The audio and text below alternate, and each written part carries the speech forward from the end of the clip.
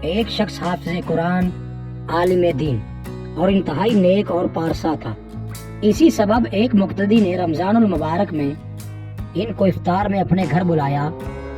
عالم دین نے دعوت قبول کی اور افطار کے وقت اس مقتدی کے گھر پہنچے اور وہاں ان کا بہت شاندار استقبال کیا گیا۔ افطار کے بعد عالم دین نے میزبان کے حق میں دعا کی اور واپس چلے گئے۔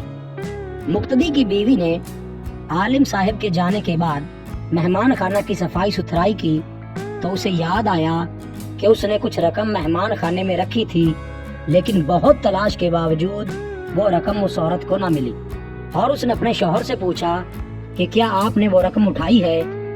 شوہر نے جواب دیا، نہیں، میں نے وہ رقم نہیں اٹھائی۔ اور پھر اس نے یہ بات شوہر کو بتا دی کہ مہمان کے علاوہ کوئی دوسرا فرد ہمارے گھر نہیں آیا اور ہمارا بچہ دوسرے کمرے میں تھا، اور جھولے میں رہنے والا اتنا چھوٹا سا بچہ چوری نہیں کر سکتا۔ بالآخر دونوں اس نتیجے پر پہنچے کہ رقم عالم صاحب نے چوری کی ہے، اور یہ سوچتے ہوئے میزبان کے غم و غصہ کی انتہا نہ رہی کہ ایسا کیسے ہو سکتا ہے کہ ہم نے اتنی عزت و احترام سے اپنے گھر بلایا اور انہوں نے یہ غلط کام کر دیا۔ اس شخص کو قوم کے لیے نمونہ عمل ہونا چاہیے تھا، نہ کہ چور۔ اس شخص نے حیا کے مارے اس بات کو چھپا لیا، لیکن عالم دین سے دور دور رہنے لگا تاکہ سلام دعا نہ کرنی پڑے۔ اسی طرح 1 سال گزر گیا اور پھر رمضان المبارک آ گیا، اور لوگ پھر اسی خاص محبت اور جوش و خروش کے ساتھ عالم دین کو اپنے گھر میں افطار کے لیے بلانے لگے۔ اس شخص نے اپنی زوجہ سے کہا کہ ہمیں کیا کرنا چاہیے، مولانا صاحب کو گھر بلائیں یا نہیں؟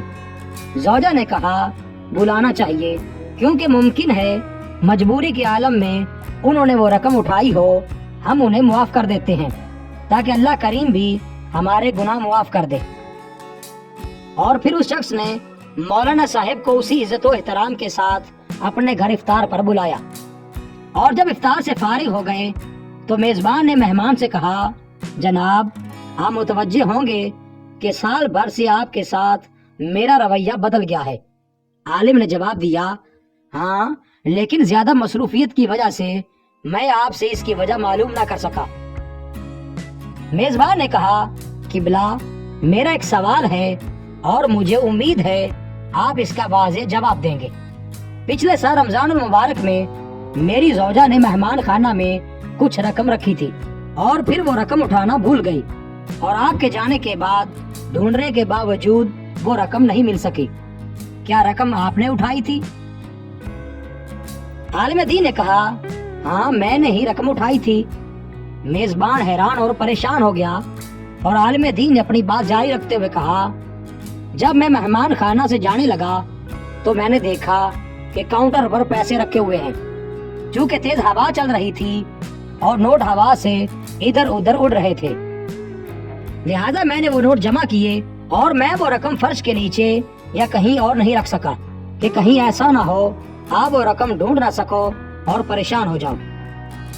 اس کے بعد عالم نے زور سے اپنا سر ہلایا اور اونچی آواز میں رونا شروع کر دیا، اور پھر میزبان کو مخاطب کر کے کہا، میں اس لیے نہیں رو رہا کہ تم نے مجھ پہ چوری کا الزام لگایا، اگرچہ یہ بہت دردناک ہے، لیکن میں اس لیے رو رہا ہوں کہ 365 دن گزر گئے اور تم میں سے کسی نے قرآن کریم کا ایک صفحہ بھی نہیں پڑھا، اور اگر تم قرآن کو ایک بار کھول کر دیکھ لیتے تو تمہیں رقم قرآن میں رکھی مل جاتی۔ یہ سن کر میزبان بہت تیزی سے اٹھ کر قرآن مجید اٹھا کر لایا اور جلدی سے کھولا۔ اس نے دیکھا کہ اس کی مکمل رقم قرآن مجید میں پڑی تھی۔ یہ حال ہے آج ہم مسلمانوں کا کہ سال بھر میں بھی قرآن نہیں کھولتے اور اپنے آپ کو حقیقی اور سچا مسلمان سمجھتے ہیں۔